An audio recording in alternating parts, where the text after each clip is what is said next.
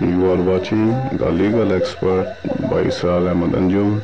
For more information, contact on given number and subscribe our channel. Thank you. बिस्मिल्लाहिर्रहमानिर्रहीम। अस्सलाम वालेकुम dear viewers, कैसे हैं आप सब लोग। मैं उम्मीद करता हूं आप सब खैर खैरियत से होंगे। बिफ़ोर स्टार्टिंग वीडियो, अगर आपने अभी तक मेरा चैनल सब्सक्राइब नहीं किया तो इसको सब्सक्राइब कर लीजिए ताकि आने वाली मुफीद वीडियोस आपको मिलती रहें। पिछले लेक्चर में हमने पढ़ा था कि मोड्स ऑफ सर्विस ऑफ समन कौन कौन से हैं, जिनमें हमने 3 मोड्स को बहुत तफसीली पढ़ा। पर्सनल सर्विस, सेकंड वन आता है postal service and the third one आता है एफिक्सेशन सर्विस।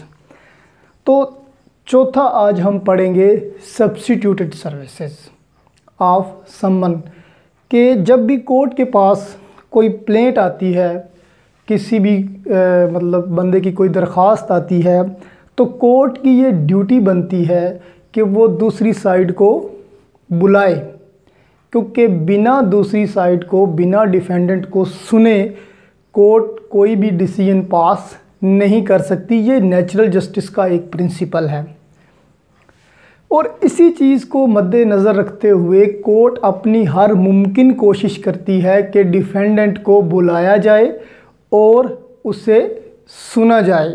तो अगर पहली 3 सर्विसेज जो हमने कल पढ़ी थी उन तक आपका जो डिफेंडेंट है वो कोर्ट में नहीं आता, तो कोर्ट अपनी एक सब्स्टिट्यूट सर्विस करती है, अपनी आखिरी कोशिश करती है उस बंदे को, डिफेंडेंट को बुलाने के लिए।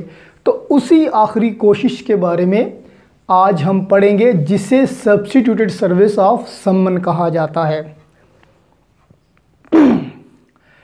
तो जब भी आपकी पर्सनल सर्विस नाकाम हो गई, यानी कि आपको बंदा भी नहीं मिला, उसका एजेंट भी नहीं मिला, कोई मेल मेंबर भी नहीं मिला, तब क्या करेगा? जो कोर्ट का नुमाइंदा होगा, जो कोर्ट का ऑफिसर उसको डिलीवर करने गया होगा नोटिस समन, वो एफिक्स कर देगा उसके घर के बाहर नोटिस।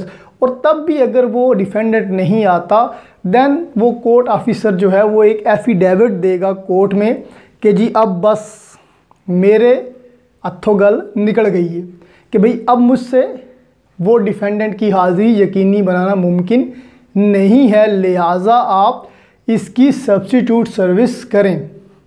तो फिर कोर्ट क्या करेगी? उस एफिडेविट के बाद कोर्ट सब्स्टिट्यूट सर्विस शुरू करेगी। तो इसकी जो कंडीशन है कि सब्स्टिट्यूट सर्विस करने से पहले कौन कौन सी कंडीशन को फुलफ़िल करना ज़रूरी है, तो जो कंडीशन हमें ऑर्डर 5 रूल 20 में दी गई हैं।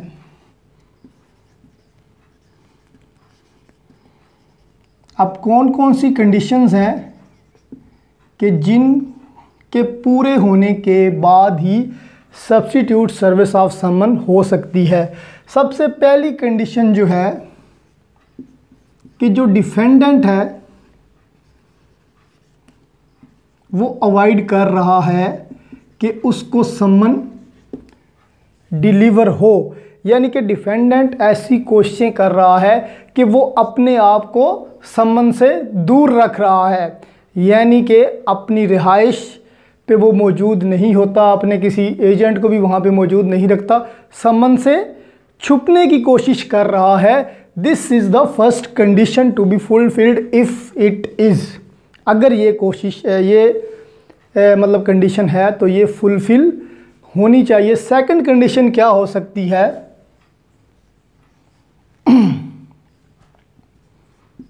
एनी अदर रीज़न, कि कोई भी और वजह हो सकती है जिसकी वजह से डिफेंडेंट को समन डिलीवर करना पॉसिबल नहीं है। तो ऐसी सूरत में भी कोर्ट क्या करेगी? सब्स्टिट्यूट सर्विसेज करेगी। अब सब्स्टिट्यूट सर्विस जो है उसके क्या क्या मैनर्स होंगे कि वो किस किस तरीके से की जा सकती है, ये आपको बताया गया है ऑर्डर 5 रूल 20 में। उसके क्या क्या मैनर्स होंगे? अच्छा, मैनर्स बताने से पहले मैं ये आपको बताता चलूँ कि ये जो मैनर्स हम पढ़ेंगे, कोर्ट अगर चाहे तो ये सारे के सारे मैनर्स यूज़ कर सकती है, या कोर्ट अगर चाहे तो इनमें से कोई एक मैनर यूज़ कर सकती है। ये प्रोविज़ो में आता है आर्डर 5 रूल 20 की। सबसे पहला मैनर जो इसमें आता है वो है एफिक्सेशन ऑफ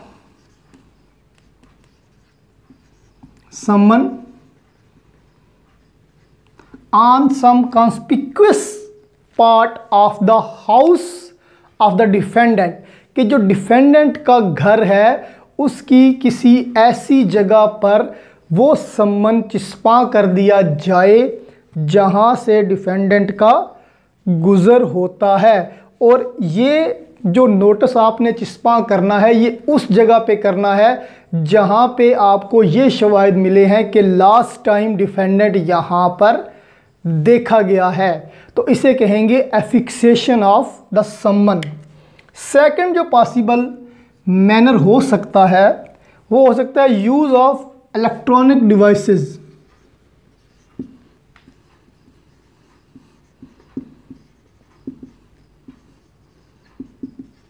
जो इलेक्ट्रॉनिक कम्युनिकेशन डिवाइसेस होती हैं उनके ज़रिए से भी सब्स्टिट्यूट सर्विस की जा सकती है। अब इसमें कौन कौन सी डिवाइसेस आ जाती हैं, इसमें आपका टेलीफोन आ जाता है, टेलीग्राम आ जाता है, फैक्स आ जाता है, रेडियो आ जाता है एंड टेलीविज़न भी आ जाता है। यानी कि आप जो है इलेक्ट्रॉनिक डिवाइसेस को यूज़ करके भी डिफेंडेंट को हाज़िरी के लिए बुला सकते हैं। थर्ड मैनर क्या होगा, या तो आप अर्जेंट मेल सर्विस करेंगे, अर्जेंट मेल सर्विस जो है वो आपके पाकिस्तान पोस्ट के पास है, या किसी प्राइवेट कोरियर या पब्लिक कोरियर सर्विस को के थ्रू आप उसको सम्मन करेंगे। पब्लिक कोरियर सर्विस मतलब ये जो TCS, लेपर्ड कोरियर वगैरह ये चलती हैं, तो या तो आप अर्जेंट मेल सर्विस करेंगे या पब्लिक कोरियर सर्विस के थ्रू डिफेंडेंट को सम्मन भिजवाएंगे। This could be the third manner. Next manner क्या हो सकता है, बाय बीटिंग ड्रम्स, ढोल बजा के आप डिफेंडेंट की लोकेलिटी में जाके ढोल बजा के ये ऐलान करेंगे कि भाई फ़लाँ फ़लाँ जो डिफेंडेंट है, फ़लाँ फ़लाँ जो बंदा है, फ़लाँ तारीख को कोर्ट में पहुँचे। इसका फ़ायदा ये होगा कि कोई भी सुनेगा तो वो उस बंदे को बता देगा कि भाई तेरे तो ढोल बज रहे थे। तो this could be the fourth manner. Next क्या हो सकता है, प्रिंट मीडिया। अब प्रिंट मीडिया में आपके न्यूज़पेपर्स आ जाते हैं, आप इश्तिहार वगैरह छपवा के दे सकते हैं। तो this could also be used by the court for calling the defendant. इसके अलावा एनी अदर मैटर मतलब any other service manner, any other manner. इसके अलावा अगर कोर्ट समझती है कि कोई और ऐसा मैनर है जिसकी वजह से डिफेंडेंट की जो हाज़िरी है वो यकीनी बना सकती है, तो कोर्ट उसको भी यूज़ कर सकती है। अब जो आर्डर 5 रूल 20 की जो प्रोविज़ो है वो ये कहती है कि जो कोर्ट है वो ये सारे के सारे मतलब सर्विसेज भी यूज़ कर सकती है और इनमें से कोई एक भी यूज़ कर सकती है जिस तरह के कोर्ट फिट समझती है। अब इसका इफ़ेक्ट क्या होगा, जब ये सारे काम हो जाएंगे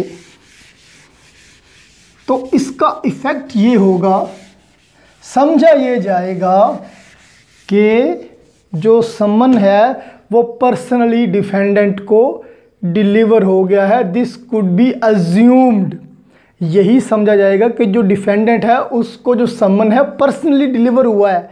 सब्स्टिट्यूट सर्विस का जो इफ़ेक्ट होगा वो ये होगा। अब जब ये समझ लिया जाए कि उसको पर्सनली मिल गया है समन और फिर उसके बाद भी वो कोर्ट में नहीं आता, देन उसके अगेंस्ट एक तरफा फैसला किया जा सकता है। तो इसका इफ़ेक्ट एक तो ये होगा कि उसको ये समझा जाएगा कि समन उसको पर्सनली डिलीवर हो गया है। सेकंड इसका इफ़ेक्ट ये होगा कि उसके ख़िलाफ़ एक्स पार्टी डिसीजन लिया जा सकता है। अब जो आपका समन होगा, ये सब्स्टिट्यूट सर्विस का जो समन होगा, उसमें टाइम कितना दिया जाएगा डिफेंडेंट को, ये वो बताता है कि time not more than 15 days, के 15 दिन के अंदर अंदर उसको हाज़िरी का कहा जाएगा। अब होता ये है कि एक्स पार्टी डिक्री यानी कि एक तरफा फैसला डिफेंडेंट के ख़िलाफ़ हो जाता है। फिर कहीं जाके डिफेंडेंट को होश आता है कि हाँ जी मेरे ख़िलाफ़ तो फैसला हो गया, तब वो कोर्ट में जाकर इस सब्स्टिट्यूट सर्विस को चैलेंज भी कर सकता है। लेकिन इस सब्स्टिट्यूट सर्विस को चैलेंज करने के लिए ही शुड हैव सम ग्राउंड्स। ये जो ग्राउंड्स मैं अभी पढ़ूँगा, ये ग्राउंड्स कहीं ना कहीं पे किसी न किसी फैसले की शक्ल में मौजूद हैं।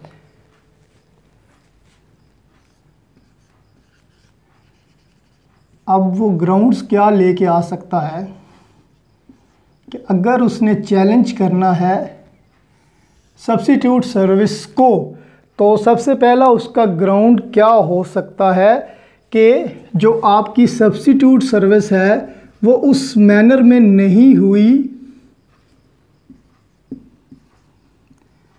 जिस मैनर में कोर्ट ने आपको प्रेस्क्राइब किया था। यानी कि कोर्ट ने कहा था कि भाई उसकी लोकेलिटी में ड्रम बजाओ, आपने टीवी पे इश्तिहार दे दिया, तो लिहाजा जिस मैनर में कोर्ट ने कहा था उस मैनर में आपने सब्स्टिट्यूट सर्विस नहीं की। इस ग्राउंड पे सब्स्टिट्यूट सर्विस को चैलेंज किया जा सकता है और x party decree set aside हो सकती है। सेकंड जो इसमें हो सकता है ग्राउंड, वो हो सकता है कि मेड इन सर्कमस्टांसेस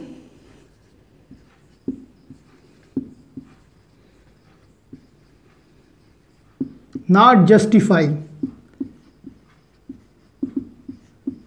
कि आपकी जो सब्स्टिट्यूट सर्विस हुई है वो ऐसे सर्कमस्टांसेस में हुई है जिनको जस्टिफाई नहीं किया जा सकता।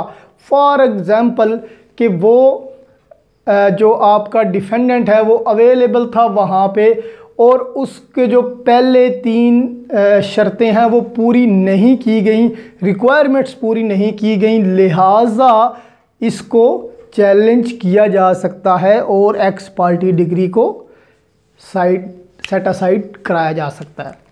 अगला जो इसमें वो करेगा ground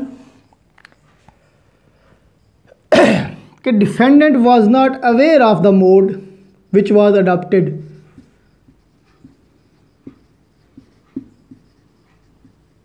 aware of the manner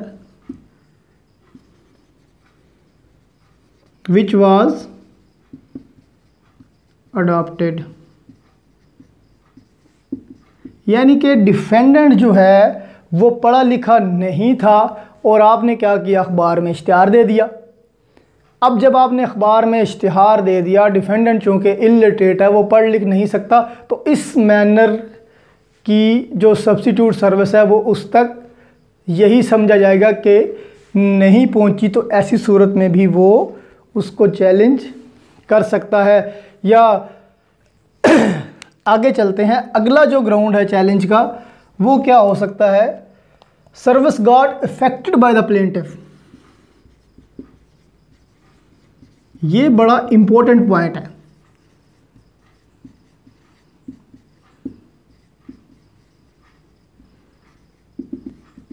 sometime जो प्लेंटिफ होता है यानी कि जो मुद्दई होता है उसकी ये कोशिश होती है कि वो डिफेंडेंट का पता गलत लिखवा दे।